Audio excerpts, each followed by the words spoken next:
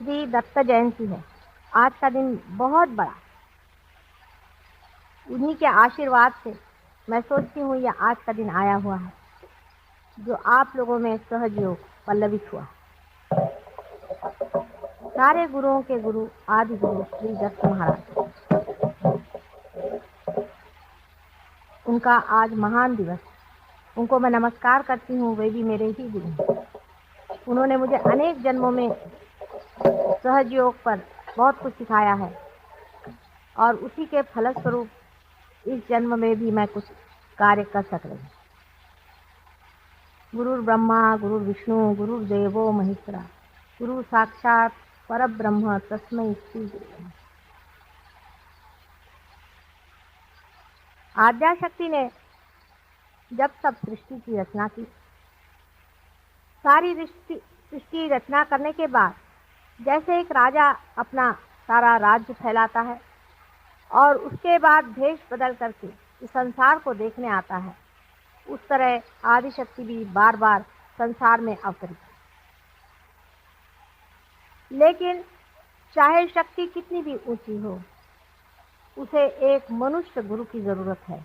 मनुष्य का स्थान उस शक्ति से भी ऊंचा। अगर शक्ति को मानव रूप धारणा करनी है तो कभी उसे पिता के स्वरूप, कभी उसे भाई के स्वरूप, कभी उसे बेटे के स्वरूप पाकर ही वो संसार में आई। सर्वप्रथम ऐसा ही समझे कि ब्रह्मा विष्णु महेश तीन देवों से जब सारी सृष्टि की रचना की, उस वक्त इस संसार में फंसे हुए लोगों को बाहर निकालने का विचार आदिशक्ति के मन में आया कि ये तीन तत्व अगर किसी तरह से एक साथ जुट जाएं और उनमें गणेश जी की बालकता, उनकी अबोधिता, उनका इनोसेंस उतर जाए तो हो सकता है कि एक बहुत बड़ा कार्य करने वाले गुरु इनसे निर्माण हो। सती अनुसया के रूप में उनका साक्षात, ये एक ही ऐसी सती संसार में है जिसने कि इंसान को तारण का विचार, एक बहुत बड़ी। ये तीनों बालक अनुसुया के पास, अनुसुया का अर्थ यह है जिसमें असूया नहीं, जो किसी से मत्सर नहीं करता। जो सर्वतः प्रेम होता है उसमें मत्सर आदि, क्रोध आदि ऐसे नगण्य क्षुद्र विचारों का कहाँ से स्थान है। जिसमें कोई भी असूया नहीं, ऐसी अनुसुया, उसकी परीक्षा लेने ये तीनों भी ऐसा कहा जाता है कि उनके दरवाजे गए और उस वक्त उन्होंने अपने तेज बल, ये तेज बल क्या था? ये यही माँ का प्रेम, अत्यंत दिव्य शक्तिशाली माँ का प्रेम जो उन पर बरस पड़ा और वे छोटे बच्चे हो गए। उन्हीं का एकाकार स्वरूप श्री दत्त महाराज है। एक अजीब सी विभूति है, इसका कि कितना भी वर्णन किया जाए तो कम है और समझाया जाए तो भी समझ से परे। ऐसे त्रिगुणों से भरे हुए श्री दत्त महाराज आदि गुरु के रूप में संसार में आए और उन्होंने अनेक बार इसकी शिक्षा दी कि भव सागर को किस तरह से पार किया जाए। कल मैंने आपसे बताया है कि हम संसार में अनेक धर्म बना करके लड़ाई कर रहे हैं। इसी एक श्री दत्त के अवतार अनेक बार संसार में आए। उनमें से जैसा कि मैंने आपसे कल बताया था, राजा जनक जो कि जानकी जी के पिता थे, वे भी और कोई नहीं थे पर इन्हीं दत्तात्रेय जी के अवतार। उसके बाद मच्छिंद्र नाथ, आपने नाम सुना होगा, वे भी उन्हीं के अवतार। उसके बाद जोरास्टर जो 3 बार संसार में आए, वे भी उन्हीं के अवतार। उसके बाद मोहम्मद था जो कि साक्षात उन्हीं के अवतार थे। और जब उनसे बहुत बार पूछा कि भाई तुमसे भी तो पहले कोई आए होंगे, तो उन्होंने कहा कि आए थे, एक मोहम्मद था। फिर उनसे पूछा कि भाई उससे पहले कौन था? कहने एक मोहम्मद था। मोहम्मद माने जो प्रेज होता है, जिसको प्रेज लगती, जिसकी प्रेज की जाए, जो स्तुति पात्र है, वही स्तुति पात्र है जो संसार का तारण करे। वही सारे मोहम्मद जो आए थे, वही सारे दत्तात्रेय जी बार बार संसार में आते हैं। उसके बाद नानक, गुरु नानक, उनकी अगर आप वाणी पढ़ें, उनकी अगर आप बातें पढ़ें तो आपको आश्चर्य है कि उन्होंने हर बार सहज में ही बात करी। उन्होंने कहा कि सहज समाधि लीला। उन्होंने कहा है, काहे रे बन खोज न जाई, सदा निवासी सदा अलेपा तो है संग समाई। पुष्प मध्य जो बास बसत है, मुकुर माही जस छाई। तैसे ही हरि बसई निरंतर, घट ही खोजो भाई। घट ही खोजो, अंदर ही है, अंदर ही उसे प्राप्त करो। हम तो कविता गा रहे हैं, गाना गा रहे हैं, जो उन्होंने हमें डिस्क्रिप्शन दिया था उसे रटे जा रहे हैं। हृदय के ही अंदर बसे हुए इस परम तत्व को खोजने की बात अनादि काल से या आदि गुरु बार बार जन्म संसार में ले करके और कर। मोहम्मद साहब की जो लड़की थी, कल भी मैंने बताया है, इसके बाद शिया जाति शुरुआत। मुसलमानों में शिया नाम की जाति, शिया शब्द जो है वो शिया से आया। शिया से आया हुआ शब्द शिया हो गया। शिया माने सीता जी। आप अगर यूपी में जाएं तो सीता जी कोई नहीं कहता है, सिया जी सब कहते। सियावर रामचंद्र की जय, सब सिया का नाम लेते। वो स्वयं सीता जी की स्वयं आदिशक्ति। और उनके जो दो बेटे हुए थे, हसन और हुसैन, जिन्होंने कितने ही दुष्टों का नाश किया। उसके बाद तंग आकर के जब वो भी मर गए, उसके बाद दूसरे जन्म में उन्होंने सोचा कि अहिंसा को प्रस्थापित किया जाए, हिंसा से कुछ काम नहीं बना। एक नया एक्सपेरिमेंट करने के लिए उन्होंने बुद्ध और महावीर के रूप में जन्म।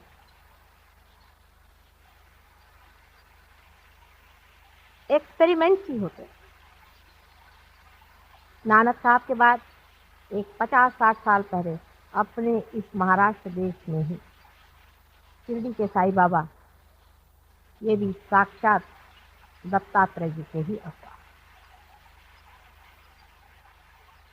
इसका आपको अगर प्रमाण चाहिए तो अगर आप पार हो जाएं और उसके बाद आप किसी पर भी हाथ रख के देखें तो एक ही तरह के आपको वाइब्रेशन से ही आप सबको जान सकते हैं।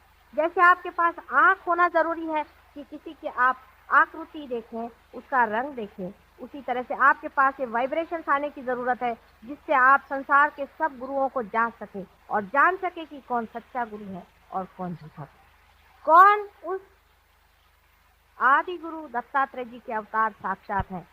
कहने को तो आजकल हजारों गुरु संसार में आ गए, किसी के कहने से कोई गुरु नहीं और किसी को मान भी लेने से वो गुरु नहीं।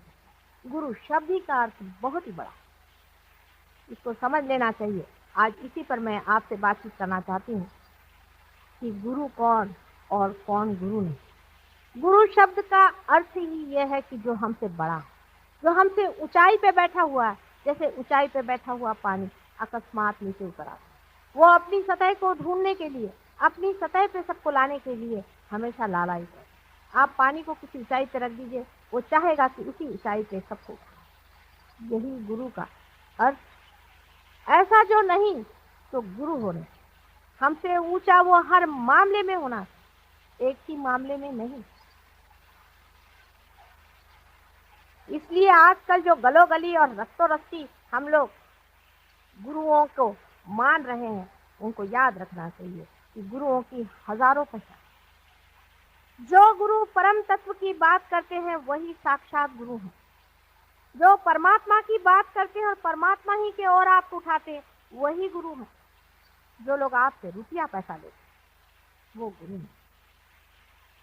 जो अपनी वाणी का रुपया लेते हैं वो गुरु कभी भी नहीं हो सकते, क्योंकि ये वाणी परमात्मा से आई हुई बहुमूल्य चीज है। इसकी कोई भी कीमत आप नहीं दे सकते। जिस दिन आप इसकी कीमत दे सकें, ये परमात्मा की चीज नहीं। आप परमात्मा को बाजार में जाके खरीद नहीं सकते।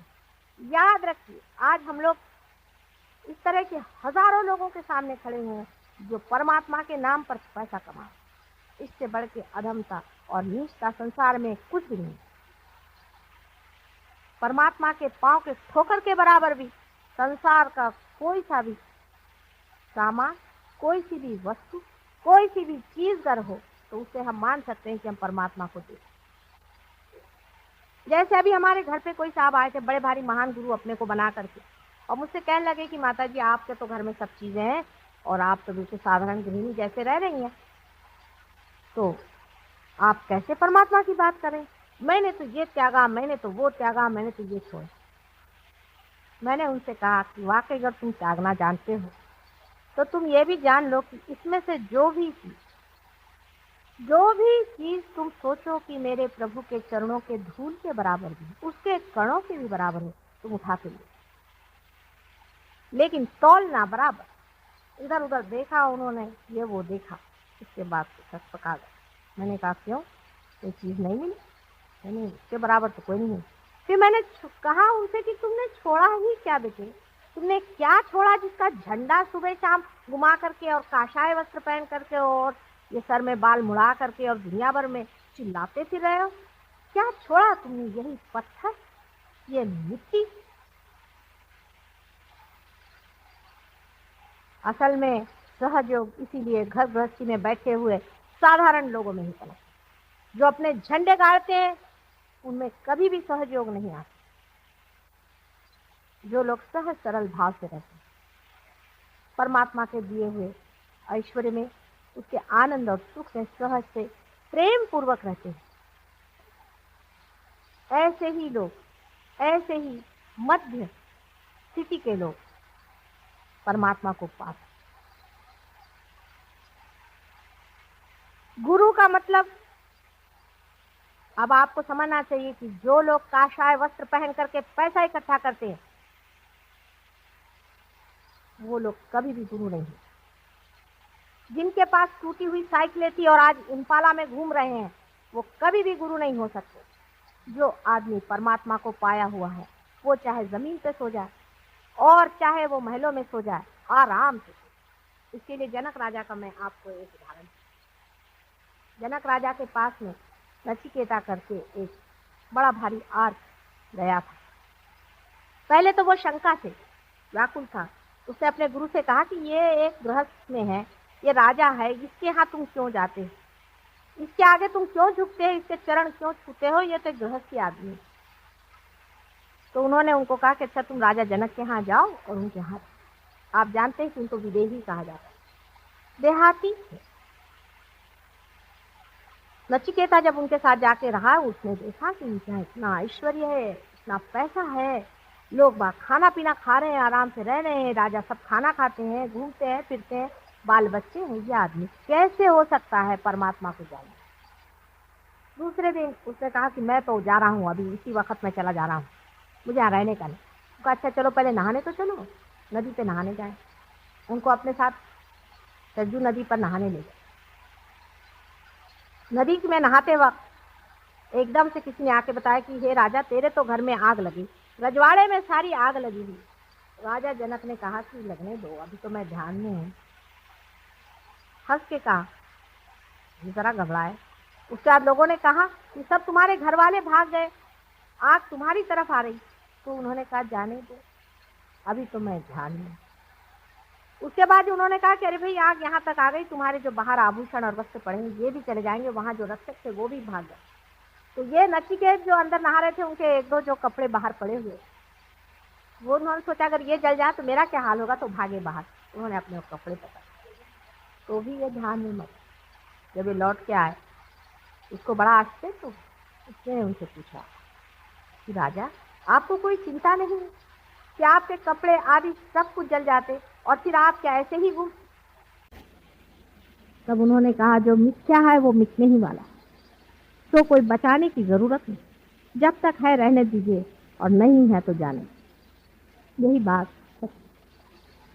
जो गुरु मिथ्या को मिथ्या नहीं समझते हैं उनके पास आप क्या ढूंढने जा रहे हैं? हमारे ससुराल में एक किस्सा है कि एक बार ऐसा हुआ कि कोई बाराती आए और बारातियों ने कहा कि हमारे लिए कुछ आप ऐसी व्यवस्था करें कि हम दही बारात खाएं।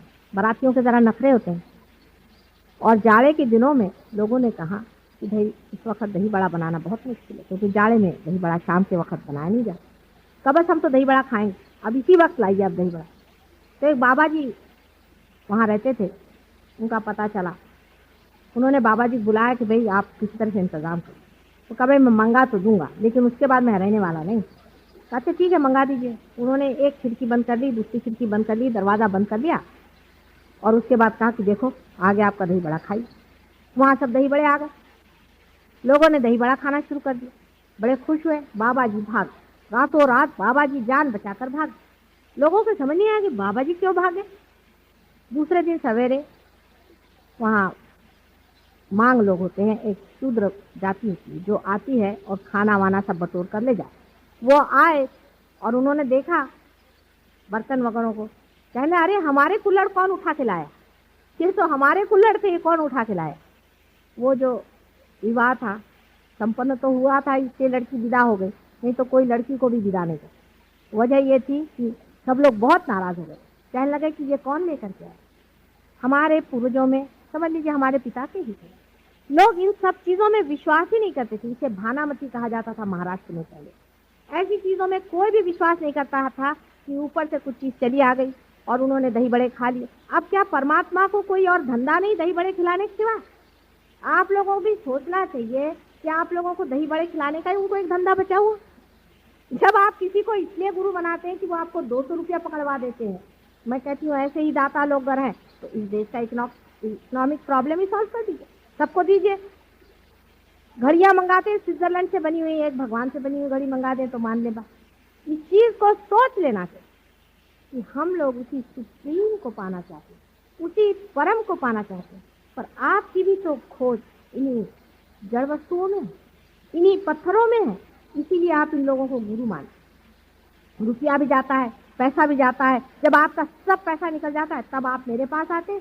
कल एक स्त्री आई थी, आपने देखा था किस तरह से नाच रही थी, कूद रही थी। मैंने कहा आप क्यों आई भाई? कहने लगे क्या करें आप तो हम ऐसे हो गए। मैंने कहा अच्छा है, लोग पागल तुम्हें बनाए और पागल खाना मैंने खोल रखा। तुम वहां क्या खोजने गई? क्या नाचने कूदने से परमात्मा मिल सकता है? हमारे मानव के जितने भी कायदे कानून बने हैं उसमें उन लोगों को इसका अंदाज ही नहीं है कि मनुष्य कितना घृणित हो सकता है।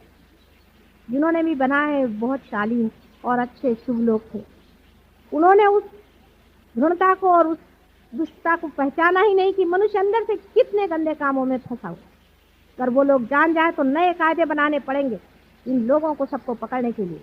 ईसा मसीह को तो इन्होंने उठाकर सूली पे चढ़ा दिया, तो आसान था, लेकिन इन लोगों को तो कोई पकड़ ही नहीं पाता, जो रात दिन आपसे रुपया खसोट करके और आप लोगों का सर्वनाश करने पर लगे हैं, और कल आपके बच्चों को पागल खाने में भेजने के लिए तैयार बैठे हुए।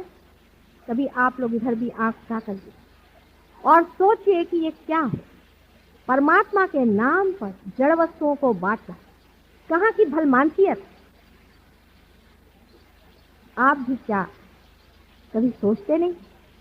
कलयुग में तो मैं सोचती हूँ कि मनुष्य के पास इतनी प्रगल्भ बुद्धि है, इतनी उसके अंदर सूझबूझ है, क्या वो सारी अपनी बुद्धि को बेच खाता है कि वो समझता नहीं कि ये एक तरह का मेस्मरिज्म है और एंटाइटमेंट है, इसकी वजह से हम ऐसे पागल जैसे उसके पीछे भाग रहे और अपने अंदर झूठे बिल्कुल मिथ्या ही विश्वास अंदर में करके कि हम बड़े शांति में बैठे हुए हैं, अपने से भी भुलावा कर रहे हैं और दूसरों से भी भुलावा कर रहे हैं। जब आप रियलाइजेशन हो जाता है तो बहुत दूर जाने की जरूरत नहीं, बहुत पढ़ने की जरूरत नहीं, आप समझ सकते हैं कि आप रियलाइज इसमें आप में एक दर अंदर से शांति है।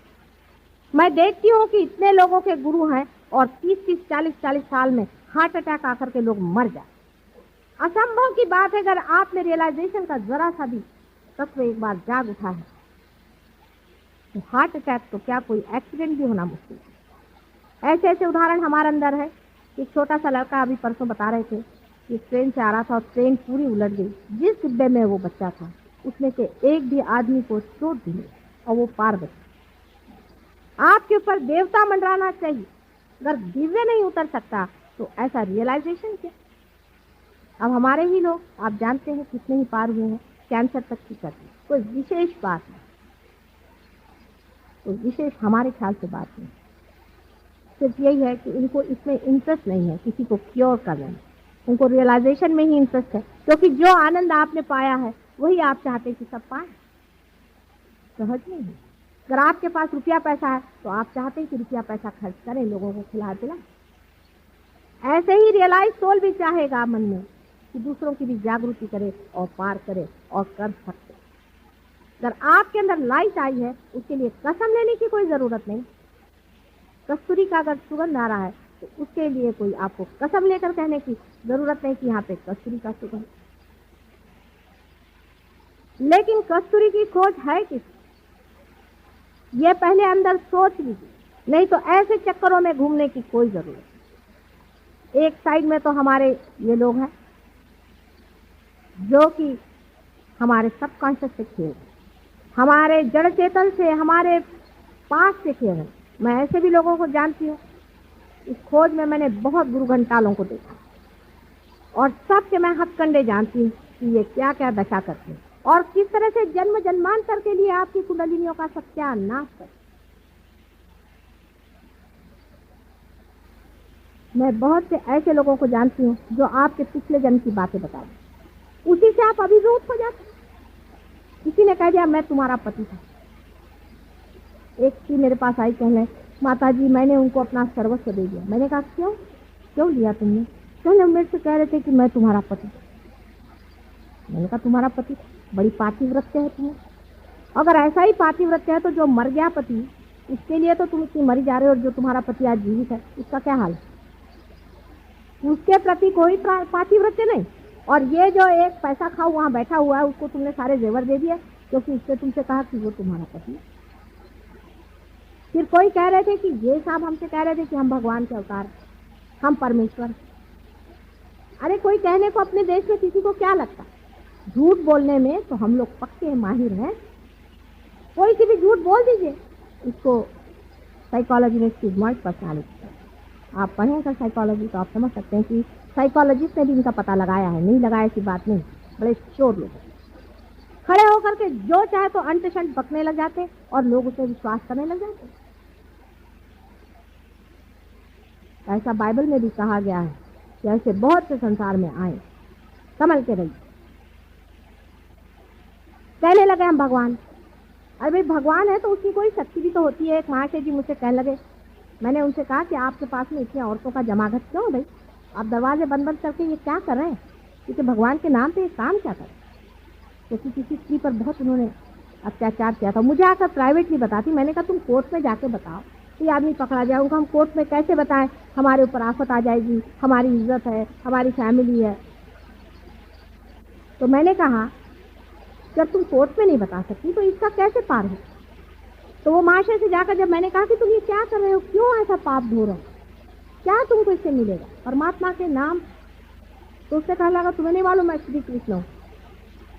मैंने कहा वाह भैया, शकल तो आपकी भूत जैसे और आप श्री कृष्ण बने।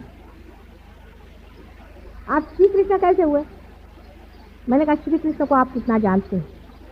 जिसने 5 साल की उम्र में कालिया का मर्दन किया था, उसके सर पे चढ़ के वो कहा। और मैंने कहा मैं आपकी दाढ़ी ऐसे नोच लूं तो अभी उठ नहीं सकेंगे। मजाक ही में मैंने कह दिया। बाद में सुना था किसी ने उनकी दाढ़ी आधा घंटा पकड़ी रही थी, वो हिलते रहे वैसे। मैंने तो यही कह दिया। ऐसे श्री कृष्ण पैदा होने लग जाए। दूसरे साहब कहने लगे कि मैं औरतों को इसलिए नग्न करता हूँ क्योंकि कृष्ण ने औरतों को नग्न किया। बताइए कहाँ की बेवकूफ़ी की बात है। श्री कृष्ण 5 साल की उम्र में बच्चों जैसे उनकी लीला थी, औरतों के साथ में उनको क्या नग्न? और 5 साल का बच्चा, उनसे बहुत गहन अर्थ। वो तो सहज योग लीला कर रहे थे। 5 साल के बच्चे के लिए कौन बड़ा और कौन छोटा, उसको सब ये समझता था। 5 साल के भी नहीं थे, उससे भी छोटे थे। तो मैंने उनसे कहा अगर यही बात थी तो काहे के लिए द्वारिका में बैठे हुए वो द्रौपदी के वस्त्रहरण के वक्त में दौड़े गए थे वहां? शंख चक्र गदा पद्म गरुड़ लई सिधारे, क्यों सिधारे?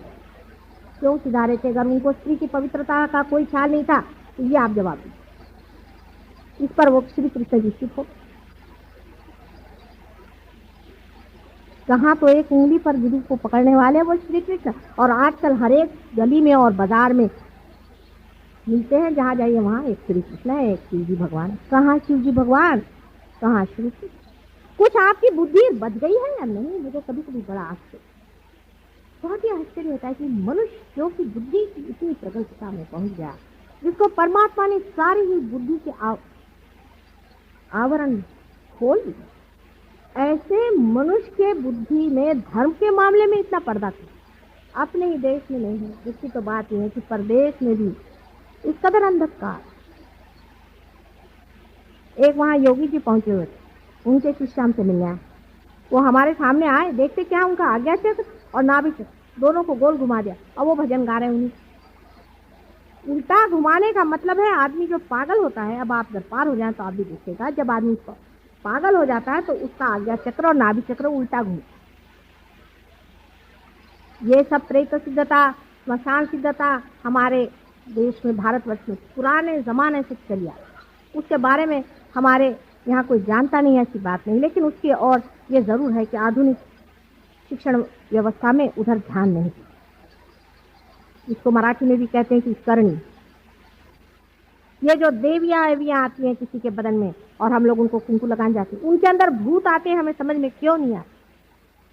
ये सब प्रेत विद्या और स्मशान विद्या है। इसका भी एक बड़ा भारी साइंस है, उस पर भी मैं कभी चाहे तो बताऊंगी आपको, पर आज दत्त महाराज के चरणों में खड़ी हूं।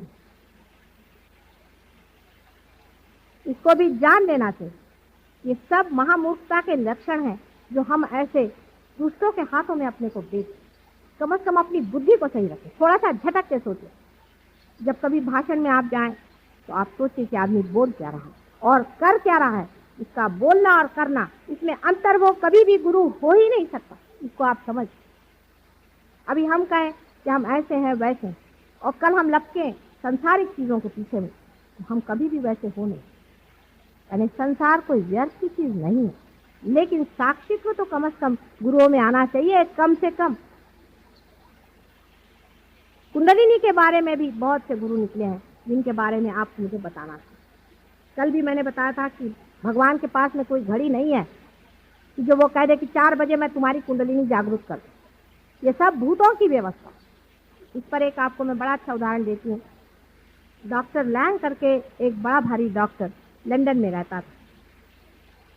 उसने कुछ बहुत शोध किए थे और वो चाहते थे कि लोगों को उसे क्योर किया जाए, लेकिन अकस्मात उनकी एक एक्सीडेंट में मृत्यु हुई। इसके कारण वो अपना जो शोध था लोगों को बता नहीं पाए। तो उन्होंने, जब उनकी मृत्यु हो गई, हम जब मरते हैं तो पूरे नहीं मरते, थोड़ा सा हिस्सा गिर जाता है, बाकी सूक्ष्म शरीर जीवित है। तो उन्होंने इस सूक्ष्म शरीर में यह सोचा कि चलो किसी के अंदर घुस कर ही प्रवेश करके दे। तो एक वियतनाम में एक सोल्जर लड़ रहा था, उसके शरीर में उन्होंने प्रवेश किया और उससे कहा कि तुम मेरे लड़के के पास चलो और उससे ऐसी ऐसी बात बता। अब ये सोचे कि डॉक्टर लैंग को ऐसा ही करना था, तो अपने लड़के के अंदर क्यों नहीं घुसे, क्योंकि जानते थे कि इसके कुछ परिणाम भी। तो उन्होंने कहा कि अच्छा तुम मेरे लड़के से जाकर सारी बात बताओ और उसको हमारी बात पट जाए। जब ये सोल्जर उस लड़के के पास गया और उसे जाकर बताया तो वो इस बात को मान गया। उसने कहा कि हाँ, ये तो सब बातें सिर्फ मेरे पिताजी से और किसी को मालूम नहीं। उसने कहा चलो तुम क्लिनिक खोलो। उन्होंने एक बड़ा भारी एक ऑर्गेनाइजेशन बनाया जिसके मातहत वो लोगों को ठीक करते। अब डॉक्टर लैंग के साथ बहुत से और डॉक्टर उनके साथ जुड़ गए, वो भी ये कार्य करते थे। अभी तक वो हो रहा है कार्य। वो आपसे बताते हैं कि आप अगर उनको चिट्ठी लिखे हमें तकलीफ है, शिकायत है, आपसे बताते हैं अच्छा 5 बजे शाम को बराबर इस वक्त आपके अंदर कुछ हो। कोई ना कोई अंदर व्यक्ति घुस करके आपके साइकोलॉजी में, साइकी में, जिसको हम सुपर ईगो कहते हैं, उसके अंदर घुस के और इस कार्य को करते। एक भूत निकाल के दूसरा भूत बिठा दे। अगर आप शराबी कबाबी होंगे तो शराब कबाब ठीक हो जाएगा, क्रोध आने लग जाएगा। ये इन लोगों का कार्य है। पर बेचारे बहुत सीधे हैं, क्योंकि वो लोग कम से कम ये तो कहते हैं कि हम स्पिरिट का काम करते हैं, वो ये नहीं कहते कि हम भगवान का काम करते हैं। लेकिन अपने देश में तो लोग पक्के भूत नहीं राक्षसों का काम करते हैं और उसको भगवान का नाम लेते हैं।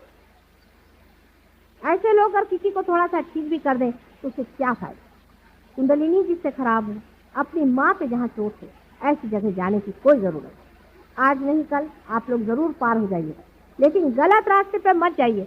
एक बार आपकी कुंडलिनी खराब हो जाएगी तो मैं उसमें कुछ भी नहीं करता, सारा ही कार्य खत्म हो जाएगा। जिन जिन की कुंडलिनियाँ खराब हो गई है, आप लोग जानते हैं, आप में से बहुत से लोग पार हुए हैं, कितनी तकलीफें हमने उठाई। कुछ कुछ लोगों पर तो हाथ रखते वक्त इन लोगों के हाथ में बड़े बड़े ब्लिस्टर था, बहुत बड़े बड़े ब्लिस्टर था। और उन लोगों से जब मेरे और हाथ करते उनको भी कभी कभी थोड़ा थोड़ा ब्लिस्टर जैसा आ जाता है, पर जलता तो बहुतों का हाथ है। मेरे पास तो एकदम ठंडी ठंडी हवा चल रही, लेकिन उनके हाथ जल रहे हैं, क्योंकि मैं चाह रही हूँ उनकी सत्ता को स्थापना दूं, और उनके अंदर तो कुछ और ही सत्ता बैठी है। ऐसे गुरुओं से बच के रहिए, क्योंकि कायदा इसे रोक नहीं। किसी तरह से भी इसकी रोकथाम नहीं, सिर्फ अपनी बुद्धि से सोचिए, अपने बुद्धि से सोचिए कि सच्चा गुरु कौन है, वही जो आपको परम। उस पर अभी मेरे एक औरत ने मुझसे सवाल पूछा था, बहुत मौके का सवाल था। उसे मुझसे पूछा कि क्या आपने और भी कोई रियलाइज सोल्स दुनिया में देखे हैं जो कि आपके पास आए बगैर हैं? ऐसे तो बहुत हो चुके और अभी भी हैं। तो इसी कारण मैं अपने बहुत से शिष्यों को लेकर कोल्हापुर से दूर 25 मील दूरी पर एक जंगल में, पहाड़ी के ऊपर 7 मील दूरी पर गगनगढ़ में आज उनका बहुत बड़ा उत्सव है, इसके लिए मेरी सारी शुभेच्छा है। वहां पर एक बड़ा भारी जीव है, मैं इनको ले गई, मैंने कहा तुम ऐसे हाथ रखो, बस हाथ के सहारे की, इससे वाइब्रेशन आ रहे। माँ, कि कौन सा जीव यहाँ है, क्यों वो जंगल में चले गए? ये भी सोचने की बात है। जितने भी बड़े बड़े पहुंचे हुए लोग होते हैं जंगल में रहते। आपने नित्यानंद जी के लिए कहा, जो कि असली में बहुत बड़े पुरुष थे, कि वो अगर कोई भी आता था उनको पत्थर मारते थे और कहते थे भाग जाओ यहाँ से, निकल जाओ। हमारे नागपुर में ताजुद्दीन बाबा थे, उनके लिए भी लोग ऐसा बने। वो तो जंगल में ही रहते थे बेचारे, अब वहाँ आबादी हो गई। क्यों ये लोग जंगल में भाग जाते हैं? उसके 2-4 कारण। अभी आपने देखा होगा, यहाँ छोटे बच्चे बैठे थे, उनके हाथ जल रहे थे, खूब यूं कर रहे। इसी तरह से उनके बदन जलने लगते हैं। बहुत से साधु तो बेचारे पानी में ही रहते हैं, क्योंकि आप लोगों की जो साइकी है, सुपर ईगो है, उसमें बैठे हुए भूत इनको जलाने के लिए लगे, इन भक्तों को सताने के लिए लगे हैं। इसलिए वो जंगल में भाग के खड़े थे, क्योंकि आपको तो पता नहीं आप कर क्या रहे हैं, आपके वाइब्रेशंस आपको समझ कहाँ आते हैं। इसलिए बेचारे जंगलों में जाकर के बैठे हैं कि बाबा बचाओ इनको। उनको तारण आरण वो कहाँ से करें? गगनगढ़ के महाराज का ही देखिए, उन्होंने बहुतों को तो ठीक किए, लेकिन क्या है, उनकी उंगलियां टेलीस्कोप के जैसे अंदर चली, पाँव की उंगलियां भी ऐसे अंदर चली गई। बेचारे शेर पर या सिंह पर सवारी करते हैं, उसके बाद अलावा उधर से उधर जान। लेकिन जब मैं उनके पास पहुंची, जो लोग मेरे साथ थे उन्होंने भी देखा, उन्होंने फौरन मुझे पहचाना, कोई शंका ही। उन्होंने आज तक मुझे इस जन्म में नहीं देखा, लेकिन बहुत सालों से मेरे बारे में वो जानते ही थे। उम्र में भी मेरे से बड़े हैं। चले, मैं बहुत सालों से आपका इंतजार करा था माँ, आज हमारा कितना भाग्य कि आप पधारे। वो नाथपंथी हैं, इसलिए मच्छिंदर नाथ के ही वो शिष्य और बड़े पहुंचे हुए थे। ऐसे ही मैं हिमालय पर भी गई थी, वहाँ पर भी मुझे मिले। ऐसे ही हरिद्वार में 1-2 हैं, बहुत ही कोह में रहते हैं। मैंने उनसे कहा बाहर आने का मौका, मैं तुमको बताऊंगी कि अपनी शक्ति को कैसे बचाना और किस तरह से इन लोगों का प्रहार वापस लौटाना। मैं बैठी हूँ, तुम आओ तो सही, सबको मैं ठीक करती। इनकी भी मैं नानी हूँ, आ जाओ। बहुतों ने कहा है कि माँ आएंगे, जरूर आएंगे, लेकिन हिम्मत जुटती नहीं बेचारों की, क्योंकि उनके हाथ पैर तोड़ दिए, उनके बदन में छाले डाल दिए, उनको जला दिया। राक्षसों के काम समझ लीजिए कि 10 राक्षस और 6 राक्षसी अभी तक मैं जोड़ पाई, ये जन्म लेकर इस कलयुग में आए हैं। आजकल के ज़माने में अगर समझ लीजिए रावण आ जाए तो वो अपने को कहने नहीं वाला कि मैं रावण, वो तो अपने को भगवान ही कहेगा। तो रावण कहे तो अभी कैद में बंद न हो जाए। रावण की पहचान, राक्षसों की भी पहचान है, वो भी मैं आपको बता देती हूँ, आप देखिए, आपको फायदा हो। जिस आदमी की आंख बिल्ली के जैसे, आप बिल्ली की पहले आंख देखिए तब आपको समझ आए, क्योंकि बहुत से लोग बहुत सी चीजें देखते ही नहीं। बिल्ली की आंख जैसे उसके अंदर की पुतली होती है, प्यूपिल होती है, आप देखते देखते एकदम छोटी होते तो गुल हो जाती है, ऐसे ही राक्षसों की आंख होती है। मैं सबको जानती हूँ अच्छे से, हर एक जन्म में मैंने इन लोगों को देखा। इनकी आंख से आप पहचान सकते हैं कि ये लोग राक्षस हैं। उनकी आंख की पुतली एकदम छोटी होकर के गुल है, ये पहचान। कहने को वो भगवान का है, नहीं तो और कुछ है, राक्षस लोग। और इन लोगों ने बहुत सी सिद्धियां प्राप्त कर ली हैं। ये हमारे भोला शंकर जी का काम है, क्या करें। उन्होंने बहुत सारी सिद्धियां प्राप्त कर ली। जैसे रावण को एक सिद्धि थी कि जब वो बोलते थे और भाषण देते थे तो नाभि चक्र में वो ऐसे कुछ काम कर जाते थे कि वहां पर एक एक भूत बैठ जाता। हजारों लोग अभिभूत होकर के उनके कहने को सुनते थे। यहाँ तक कि राम को लड़ने के लिए कोई तैयार नहीं था, उन्होंने सबको तैयार कर। इसी तरह से महिषासुर की भी थी, सारे ही असुरों की अपनी अपनी उन्होंने सिद्धियां की हुई थी, आप जानते हैं। और इसी सिद्धियों के कारण वो लोग हमेशा अच्छाई का दमन करते रहे, प्रकाश को दबाते रहे और अंधेरा बढ़ता है। आज कलयुग में बराबरी, सारी बराबरी है। और आप सोच रहे हैं कि मेरे दो ही हाथ हैं, आप ही लोगों का कार्य है। आपको आश्चर्य हो कि देवता भी एक तरफ बैठे हुए हैं और राक्षस भी एक तरफ बैठे। घमासान युद्ध चल रहा है। आज जो दुर्भिक्ष देश हैं, जो परेशानियां, क्या आप सोचते हैं आपके करने की वजह से? बिल्कुल भी। ये दुष्ट और राक्षस बैठ करके प्रेत योनियों से सारे कार्य करा के आपको संतुष्ट करें, जिससे आप किसी तरह से दौड़ कर इनके ही चरणों में जाए। ये सब इन्हीं का कार्य है। और अगर इन लोगों को हटाना है तो अपने अपने अंदर में जोत जलानी है। अगर इसको प्रकाशित करना है तो सबको अपने अंदर एक एक दीप जलाना। आप स्वयं एक दीप छोड़े। और आश्चर्य तो यह है कि इस वक्त परमात्मा भी यही चाहता है कि मनुष्य ही शेष जाए, मनुष्य ही कार्य करे, मनुष्य ही वो परमात्मा स्वरूप को जाए। और जिसको हम अति मानुष कहते हैं, जिसे हम सुपरमैन कहते हैं, उसकी स्थापना है। एक नया डायमेंशन आपके अंदर आने वाला है। सिर्फ यह है कि उसको लेना सीखो, उसको पाना सीखो।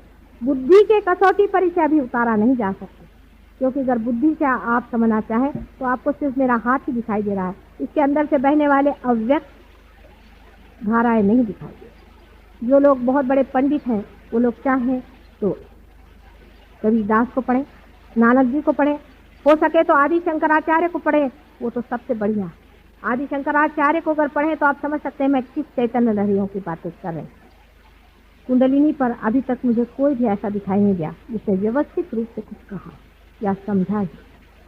थोड़ा थोड़ा ज्ञान हो जाने से ही कभी कभी बड़ा भारी भयंकर अनर्थ होता। ऐसा ही अनर्थ कुंडलिनी के बारे में भी आज तक होता रहा ही हो। नहीं तो इस तरह की विचित्र बातें न जाने किस समझ से इन लोगों ने लिखी है।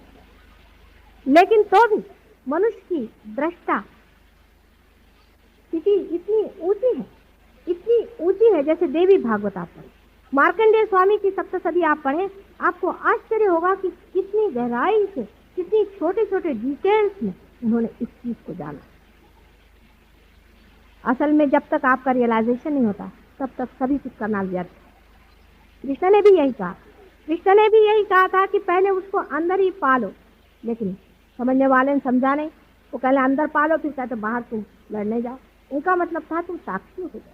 साक्षी होने के बाद तुमसे हो रहा है अकर्म चला जा रहा है, आप कुछ करते ही नहीं। वो ईगो ही खत्म हो गया, वो सुपर ईगो ही खत्म हो गया जो करता है, करने ही वाला टूट जाएगा। ये वो कह रहे थे लेकिन जब माना नहीं तो वो तो डिप्लोमैट थे, राजकारणी थे।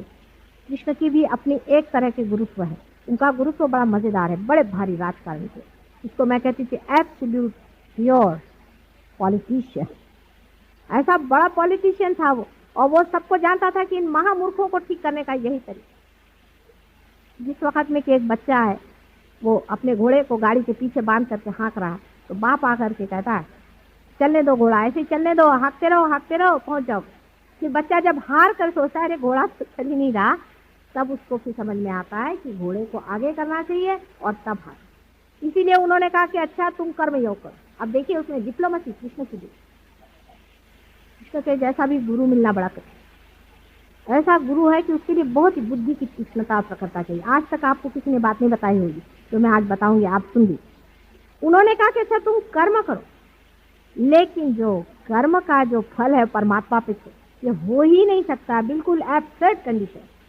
जब आप किसी चीज को कर रहे हैं और जान रहे हैं कर रहे हैं, आप उसको किसी और पे कैसे छोड़ सकते? घोड़ा पीछे करके ही हाँकने को कह रहे हैं। दूसरा उन्होंने कहा कि तुम भक्ति करो। देखिए इसमें भी देखिए बड़ा सुंदर है, तुम अनन्य भक्ति करो। जब दूसरा कोई नहीं रहे तब भक्ति कैसे होने वाली है? मतलब ये कि जब मिलन हो गया तब भक्ति किसकी करनी? उन्होंने कहा पुष्पम फलम तोयम, जो कुछ भी तुम मुझे दो मैं ले लूंगा। लेकिन देने के वक्त उन्होंने यही कहा है कि तुम अनन्य भक्ति करो। एब्सर्ड बात है, क्योंकि एब्सर्डिटी पे ही आदमी का सर चकराएगा और तभी वो ठिकाने से आएगा। वो सोचते नहीं थे कि ऐसे आदमी क्या खलाने वाली। पर मैं तो माँ हूँ और माँ चाहे तो बात कहनी भी पड़े तो भी कह डालेगी कि बेटे ऐसा नहीं है, ऐसा नहीं मानो, जब तक हो सकेगा तब तक कहेगी, गला फाड़ फाड़ कर अपने बच्चे से कहेगी। माँ का हृदय और होता है, इसे डिप्लोमेसी नहीं झेली जाती। बहुत देर, बहुत हो गया, बहुत खुद, बहुत परेशानी, लोग कष्ट इस चीज़ में भरमा गए। अब ज़रूरत है इस चीज़ को करने की, और हो रही है। आप लोग भी इस चीज़ को पा रहे हैं, जिन्होंने पाया है, जिन्होंने जाना है, वो कल भी यहाँ पर प्रोग्राम है उसमें ज़रूर आए। जिन्होंने नहीं पाया है वो भी आए। हमारे यहाँ और भी जगह भारतीय विद्या भवन में हम लोग हमेशा के लिए चाह रहे हैं कि कुछ ऐसी जगह बने जहाँ लोग आते रहें। यहाँ पर बहुत से लोग ऐसे हैं कि जो पार हो गए हैं, और भी करते हैं जागृति, तो आप पार होते ही दे सकते हैं। लोग चक्रों के बारे में बहुत जानते हैं, बहुत कुछ ज्ञानी हो गए, और कुछ लोग ऐसे भी हैं कि जो पार भी करा सकते। हिंदुस्तान की ये गरिमा है, ये देश हमारी योग भूमि, सारे संसार के देशों से भी ऊंचा अपना देश। इस देश के वाइब्रेशन जो हैं हाईएस्ट, इसमें कोई शंका नहीं। और सारे ही संसार की रीढ़ की हड्डी ही अपना देश है, और इसी में कुंडलिनी का स्थान है, जो सारे ही संसार को एक दिन ठीक कर सकती है। पर अभी तो सारे ही चक्र हमारे पकड़े। कुंडलिनी की गति ही मुश्किल हो रही है। आप अगर अपने अपने चक्र छुड़ा लें तो हो सकता है इसी देश में से ही वो संदेश बाहर जा सके, जिससे कि सारा संसार बदल करके एक दूसरे रास्ते पर आकर खड़ा होगा। यहाँ सत्ययुग का ही आवाह है, और सत्ययुग भी आने वाला। ये सत्ययुग के आने की बात है, लेकिन अब यह आपकी स्वतंत्रता और आपकी सत्ता पे छोड़ा गया है कि आप चाहें तो इसे ले या संहार की ओर जाए। ऐसे ही कैंसर जैसे रोग और युद्ध जैसी बातें, ये सब हमारे संसार को खत्म करेंगे। अगर आप लोग चाहें तो इसे ले सकते हैं और संसार को उजियारा में डाल सकते हैं, और नहीं तो अंधकार आकर के परमात्मा चाहे हजारों सृष्टियाँ बना सकता है। एक एक्सपेरिमेंट फेल हो गया, ऐसा ही हो सकेगा। अब यह आखिरी ही कूदना है, इसे देखना है कितने लोग अपने को लगाते हैं। बहुत बहुत आप सबका धन्यवाद। 3 दिन का सेमिनार बहुत प्रेम पूर्वक हुआ, और बहुत लोगों ने इस प्रेम को स्वीकार किया, इसलिए एक माँ के नाते मैं आप सबका बहुत बहुत धन्यवाद मानती हूँ। वैसे ही हमारे बहुत से बच्चों ने बड़ी रात दिन मेहनत करके और औरों को तारण करने के लिए इतनी मेहनत की है, और इसी तरह से करते रहे। ऐसे ही उनको आशीर्वाद देकर, आप सबको मेरे प्रेम का आशीर्वाद देकर मैं आपको दिया।